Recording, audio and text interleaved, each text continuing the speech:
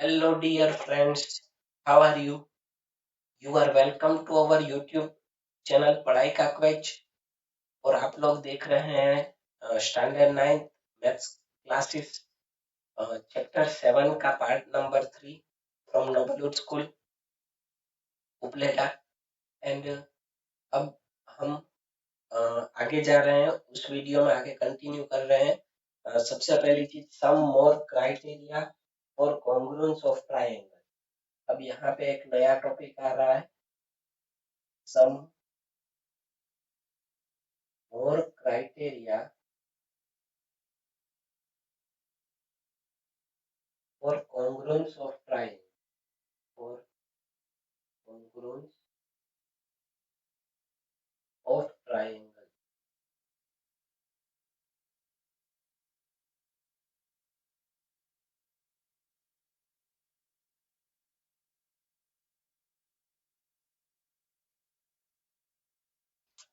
अब तक हम तीन क्राइटेरिया स्टडी कर चुके हैं प्रीवियस वीडियो में part number 2। First one is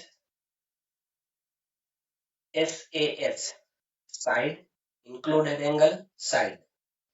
दूसरे थियरम में हमने स्टडी किया ASA angle included side angle and third condition आई थी AAS एंगल एंगल साइड। बीच में साइड है तो इंक्लूडेड, अगर बीच में नहीं है तो कोई भी चलेगी। अब यहाँ पे हम जा रहे हैं थियरम 7.4। 7.2 एंड 7.3 जो है वो आइसोसेलेस ट्रायंगल की एक प्रॉपर्टी से रिलेटेड थे, एक दूसरे के कन्वर्स है, वो भी हमने प्रीवियस वीडियो में किया है 7.2 का प्रूफ, 7.3 का स्टेटमेंट। 7.4 का सिर्फ स्टेटमेंट है लेकिन उसका नाम है SSS कॉन्ग्रुएंस रूल। अब तो आपको नाम के ऊपर से पता चल गया होगा, साइड साइड साइड। तो साइड साइड साइड में क्या होगा, if three sides of one triangle, if three sides of one triangle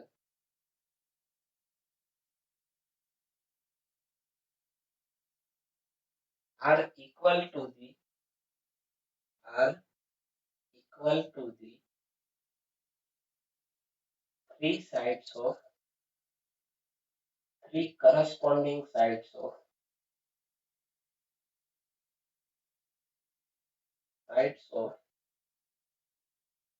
another triangle,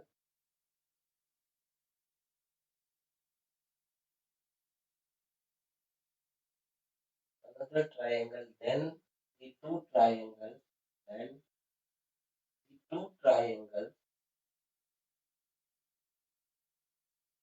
are congruent।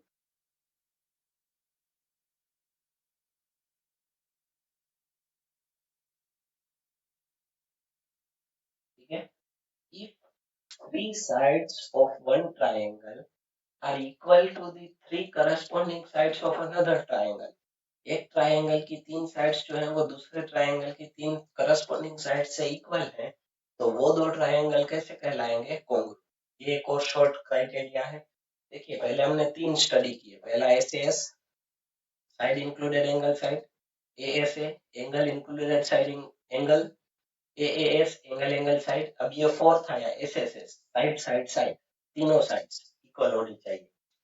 फिर उसके बाद एक और क्राइटेरिया आता है इज द थ्योरम। अब इसके बारे में और कुछ मैं डिस्कशन नहीं करूंगा, मैंने प्रीवियस थ्योरम में आपको सिंपलिसिटी भी समझाया, अगर तीन साइड्स इक्वल हैं तो वो कॉन्ग्रुएंट हुए, तो corresponding parts of congruent triangle simplicity के हिसाब से तीनों एंगल्स भी इक्वल होंगे।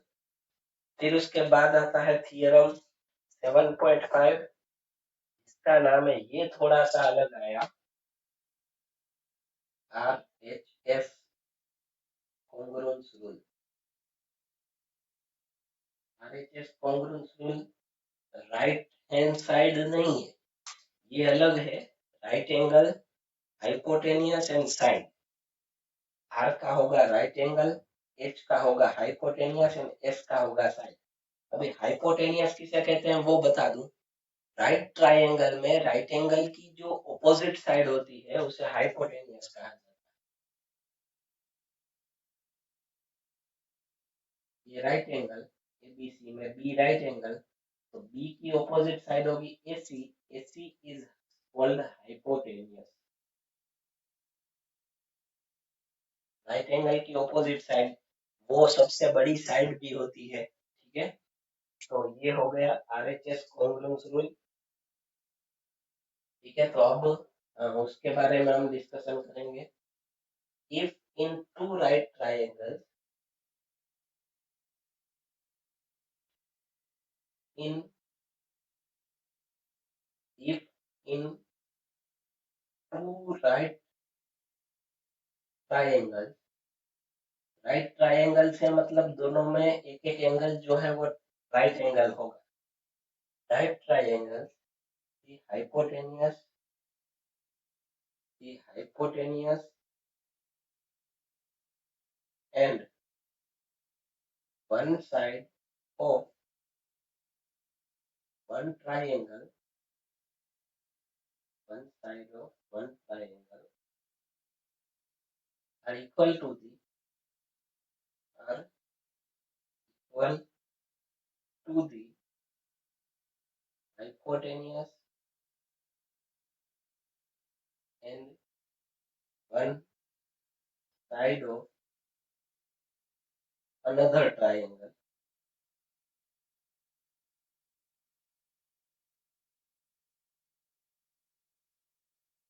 and two triangles and the two triangles are congruent।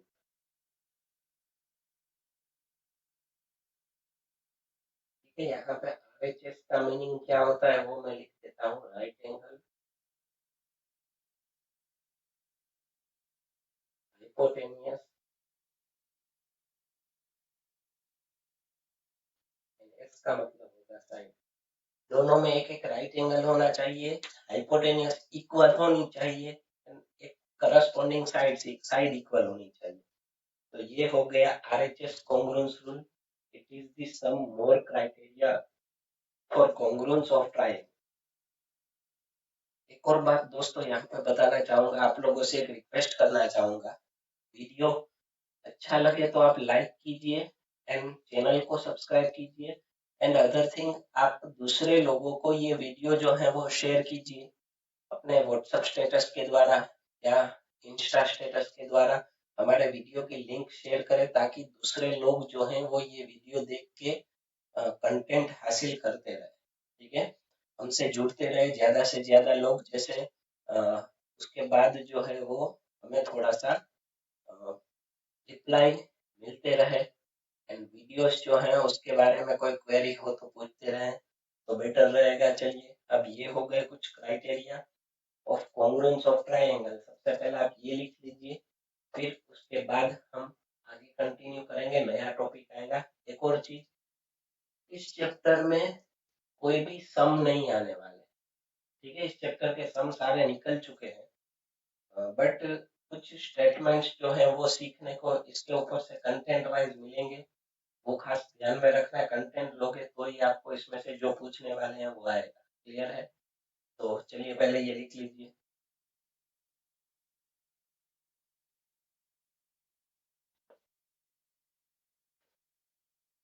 तो चलिए, अब एक नया टॉपिक आ रहा है, inequalities in a triangle. Inequalities in a triangle वो समझने के लिए तीन थियरम है यहाँ पे, बट विदाउट प्रूफ है, सिर्फ स्टेटमेंट हमें समझना है। थियरम 7.6, थियरम 7.6 कुछ ऐसा है, if two sides of a triangle are unequal, the angle opposite to the longer side is larger or greater. If if two sides of a triangle are unequal, unequal का मतलब equal नहीं है, equal नहीं है तो एक बड़ी होगी और एक छोटी होगी। One is longer and second is smaller, longer या लार्जर भी बोल सकते हो। Then, तो the angle opposite to the larger side, angle opposite to the larger side is angle opposite to the longer side. Sorry, larger side में larger word use नहीं कर सकते। Angle opposite to the longer side is larger or greater। मतलब मैं एक triangle draw करता हूँ। देखिए इसमें क्लियरली दिख रहा है एबीसी में साइड एसी जो है वो सबसे बड़ी है। अब एसी बड़ी है और एबी छोटी है। हम अगर एबी और एसी की बात करें तो एबी जो है वो AB is less than AC. ये इनइक्वालिटी, इक्वालिटी मतलब इक्वल टू, इनइक्वालिटी मतलब लेस देन और greater. It is inequality. AB less than AC. तो अगर एबी जो है वो छोटी है एसी से तो the angle opposite to the longer side, longer side का ऑपोजिट एंगल, एसी का ऑपोजिट एंगल कौन सा होगा? B is larger. तो एंगल बी जो है वो बड़ा होगा। किससे बड़ा होगा? एबी के ऑपोजिट एंगल से। एबी का ऑपोजिट एंगल है एंगल सी। तो जो साइड बड़ी है उसका ऑपोजिट एंगल भी बड़ा है। ये एक्चुअली थियरम 7.2 के ऊपर से ही डिपेंडेबल है। 7.2 पे हमने ऐसा स्टडी किया था, टू साइड्स इक्वल है तो ऑपोजिट एंगल्स इक्वल है। अब यहाँ पे ऐसा आया, अगर टू साइड्स अनइक्वल है तो जो बड़ी है उसका ऑपोजिट एंगल बड़ा होगा, जो छोटी है उसका ऑपोजिट एंगल छोटा होगा। क्लियर? समझ में आ गया? तो चलिए आगे जा रहे हैं। के बाद थियरम 7.6 के बाद आएगा थियरम 7.7। ये इसका कन्वर्स थियरम है 7.6 का। Theorem 7.7। In any triangle, any triangle, the side opposite, the side opposite to the larger angle is longer.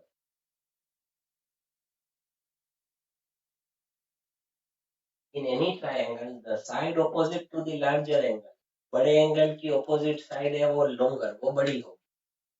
Simple, इसका कन्वर्स ही है। इसमें हमने ऐसा बोला, अगर साइड जो बड़ी साइड है उसका ऑपोजिट एंगल बड़ा होगा। दो साइड में एक साइड बड़ी है तो उसका ऑपोजिट एंगल जो है वो दूसरे के ऑपोजिट एंगल से बड़ा होगा। यहाँ पे उल्टा है, ये दो एंगल में एक एंगल बड़ा है तो एंगल, बड़े एंगल की ऑपोजिट साइड जो है वो छोटे एंगल की ऑपोजिट साइड से बड़ी होगी।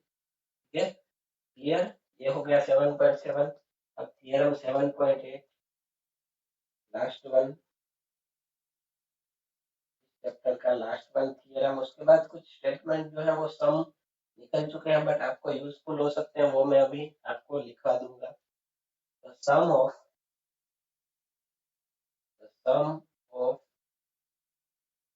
Any two sides of a triangle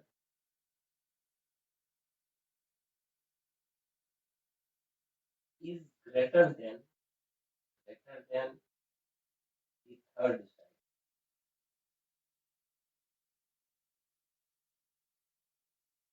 कोई भी ट्रायंगल हो, कोई भी ट्रायंगल,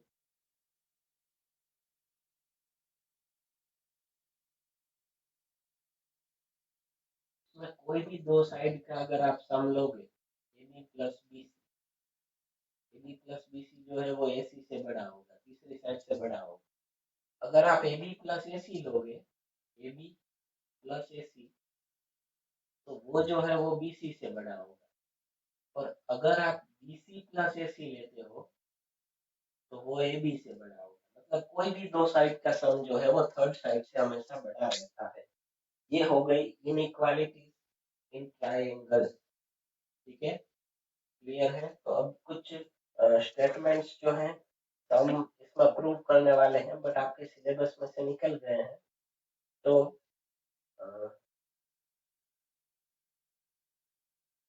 मैं यहाँ पे आपको लिखवा दूंगा।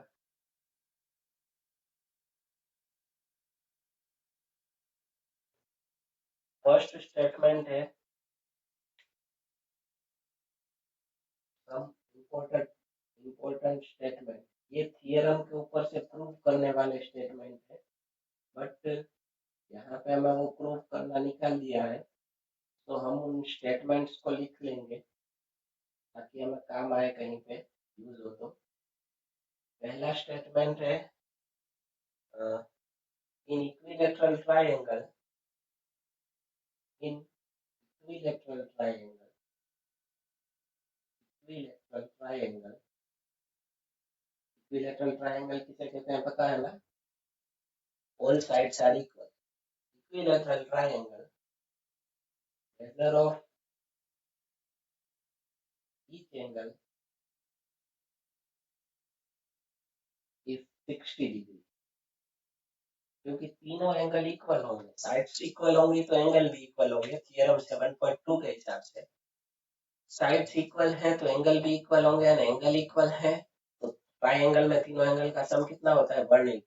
तो तीनों इक्वल है तो तीन इक्वल 60 होंगे। ठीक है। सेकंड स्टेटमेंट है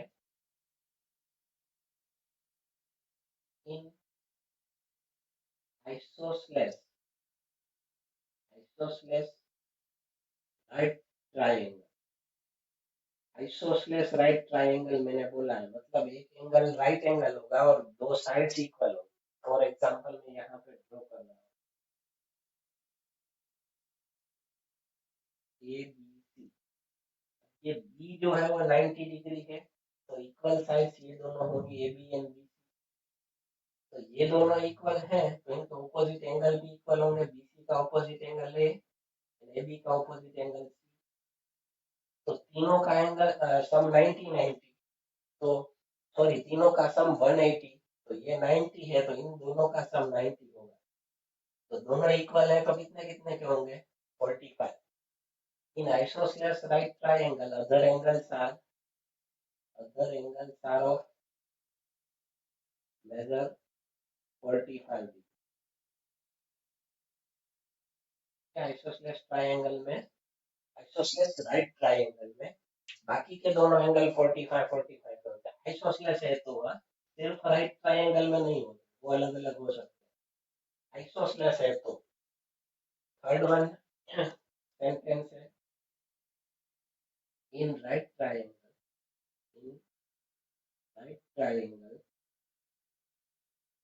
hypotenuse hypotenuse is the longest side। मतलब राइट ट्रायंगल में हाइपोटेनियस सबसे बड़ी साइड होती है, क्योंकि सबसे बड़ा एंगल कौन सा होता है? Right triangle 90 degree. बाकी के दोनों का सम 90 है तो दोनों 90 से छोटे होंगे। तो इनइक्वालिटी थियरम के हिसाब से लॉन्गर साइड का ऑपोजिट एंगल जो सॉरी थियरम 7.7 के हिसाब से side opposite to the larger angle is longer. तो सबसे बड़ा एंगल 90 का, तो उसकी ऑपोजिट साइड सबसे बड़ी, उसकी ऑपोजिट साइड को कहा जाता है हाइपोटेनियस। तो hypotenuse is the longest side. ठीक है। फिर उसके बाद स्टेटमेंट आता है, तो शायद नहीं है कोई statement.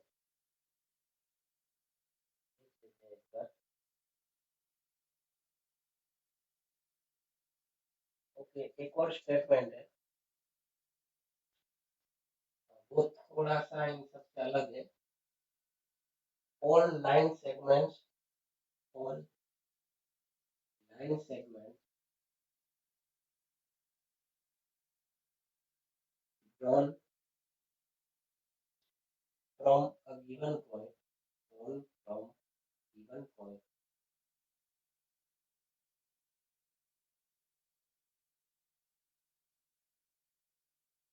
not only not on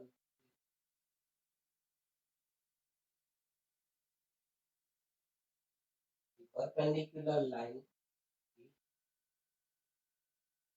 perpendicular line segment is the short,